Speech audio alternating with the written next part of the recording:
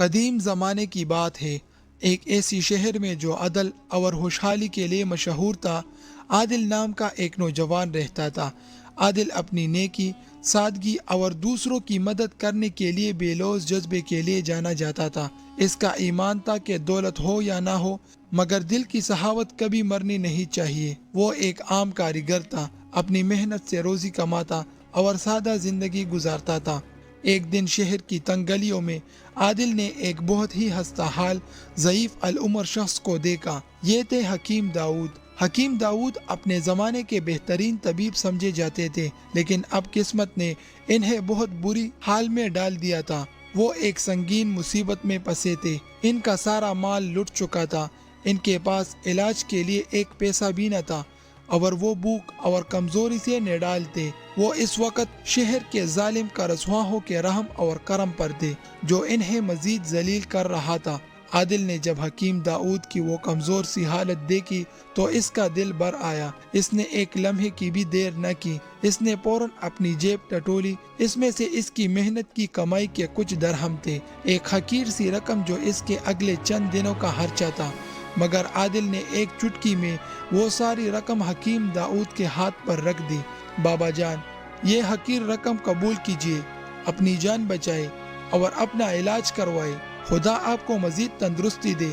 اس رقم کی فکر نہ کیجیے، یہ دوبارہ کمائی جا سکتی ہے، مگر آپ کی زندگی قیمتی ہے۔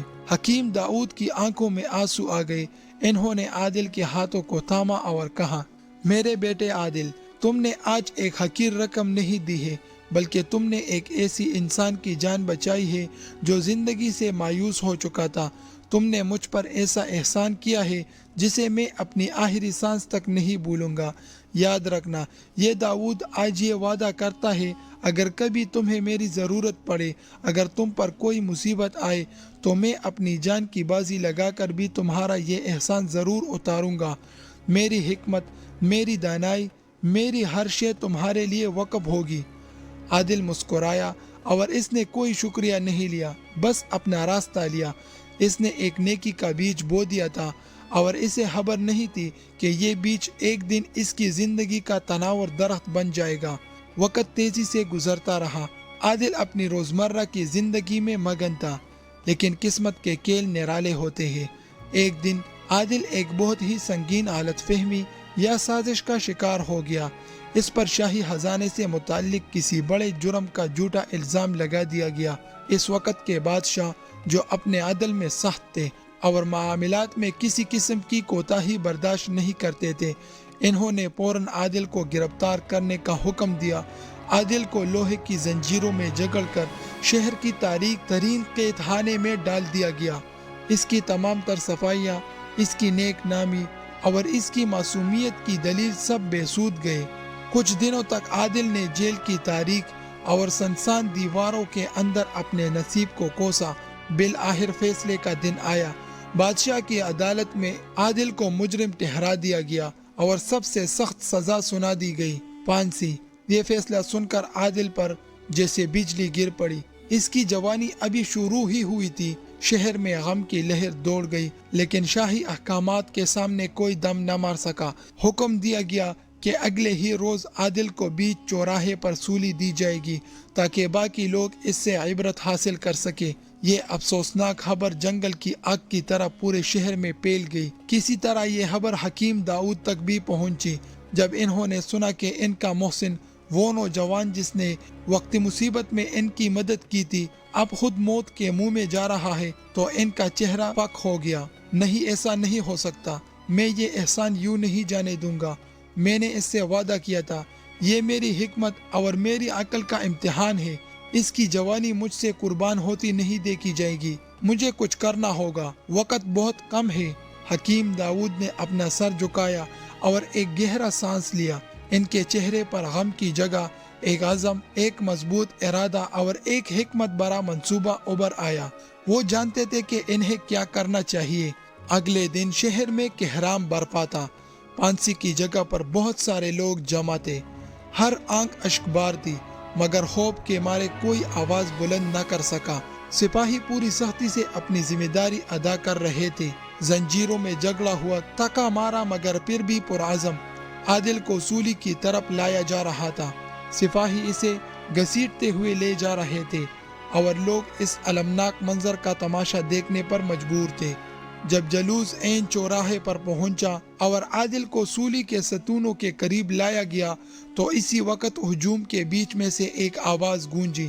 یہ آواز کسی کمزور بوڑھے کی نہیں تھی بلکہ شیر کی گرج کی طرح پورے میدان میں پھیل گئی۔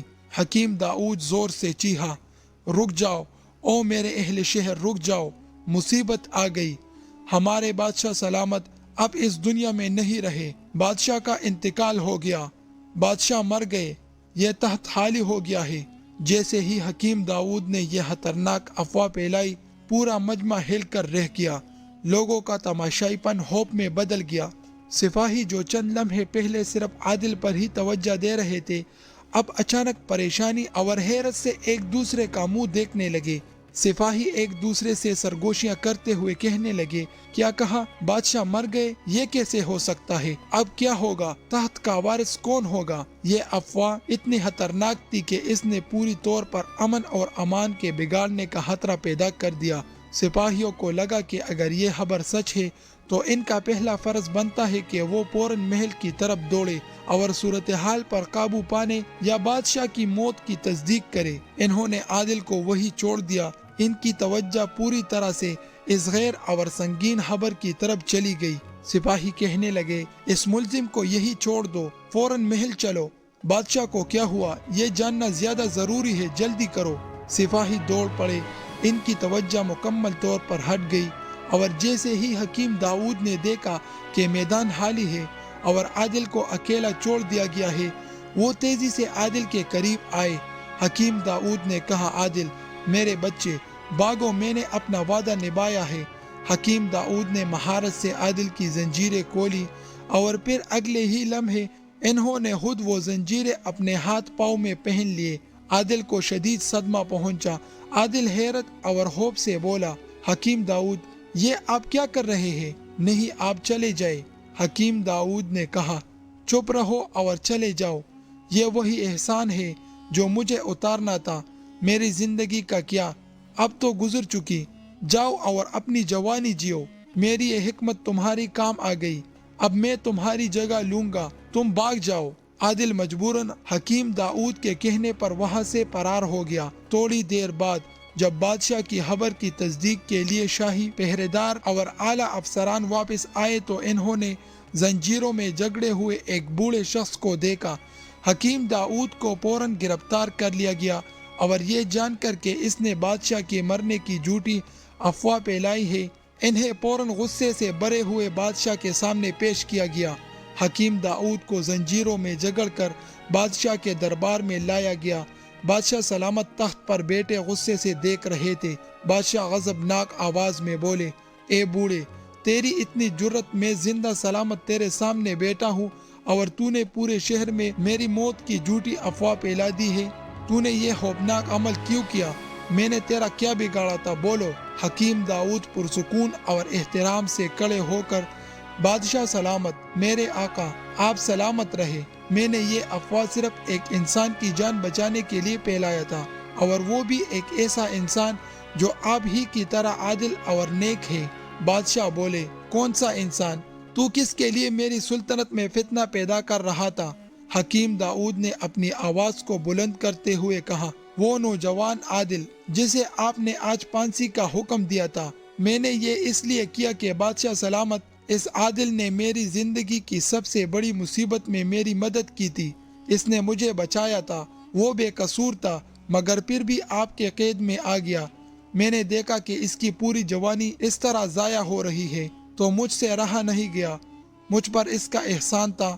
حکیم داؤد بولا، حضور والا، میری اس جھوٹ سے آپ کی ذات پر یا آپ کی سلطنت پر کوئی آنچ نہیں آئی، آپ بخیر اور عافیت سے ہیں، میں صرف اپنا قرض اتار رہا تھا، میری زندگی کے کچھ دن باقی ہوں گے مگر اس کی پوری زندگی باقی تھی، میں نے اپنی اس حقیر زندگی کی پرواہ نہ کرتے ہوئے یہ جھوٹ بولا، میں نے اس کی جوانی کو بچانے کے لیے یہ قربانی دی ہے، جو سزا بنتی ہے مجھے دے دیجیے۔ بادشاہ کچھ دیر کے لیے خاموش ہو گئے۔ ان کے غصے کی جگہ پر حیرت اور پھر گہرا تاثر آ گیا۔ انہوں نے بوڑھے کی اس قربانی اور وفاداری کی دلیل کو سن کر اپنی کرسی سے اٹھ گئے۔ بادشاہ سلامت: سبحان اللہ اے حکیم داؤد، تو نے احسان مندی کا وہ حق ادا کیا ہے جو لوگ اپنی اولاد کا بھی نہیں کرتے۔ میں اس سے متاثر ہوں کہ تو نے ایک حقیر سمجھی جانے والی نیکی کو اس طرح نبھایا۔ میں تیری نیکی اور حکمت کو سلام کرتا ہوں۔ بادشاہ نے فوراً حکیم داؤد کی زنجیریں کھولنے کا حکم دیا۔ انہوں نے حکیم داؤد کو نہ صرف معاف کر دیا بلکہ انعام اور اکرام سے نوازا اور انہیں دربار میں ایک معزز مقام بھی دیا۔ اور پھر بادشاہ نے ایک اور بڑا فیصلہ سنایا: میں عادل کو بھی معاف کرتا ہوں۔ جس شخص کی خاطر ایک دانشمند اپنا سب کچھ قربان کر سکتا ہے، وہ شخص اتنا برا نہیں ہو سکتا۔ اگر وہ بے قصور تھا تو یہ میرا فرض ہے کہ میں اسے معاف کروں۔ عادل کو باعزت بری کر دیا جائے۔ اس طرح نیکی اور احسان مندی کی بدولت عادل کی جان بچ گئی۔ کچھ دنوں بعد عادل شہر میں گھوم رہا تھا جب ایک شخص نے اسے خوشخبری دی اور کہا: تمہاری جان کیسے بچ گئی؟ یہ سب کچھ کیسے ہوا؟ عادل مسکراتے ہوئے اور پرسکون انداز میں بولے: میرے دوست، یہ سب ایک حقیر رقم کے صدقے ہوا۔ وہ شخص کہنے لگا: حقیر رقم؟ یہ کیا ماجرا ہے؟ عادل بولے: ہاں، ایک حقیر رقم جو میں نے حکیم داؤد کو ضرورت کے وقت دی تھی، اور اس نیکی نے وقت آنے پر میری جان کی قیمت ادا کر دی۔ یاد رکھے، نیکی کا ہر وہ عمل، خواہ وہ کتنا ہی چھوٹا کیوں نہ ہو، کبھی ضائع نہیں ہوتا۔ یہ ایک ایسا بیج ہے جو وقت آنے پر ضرور پل دیتا ہے، اور بعض اوقات زندگی اور موت کی جنگ میں سب سے بڑی ڈال بن جاتا ہے۔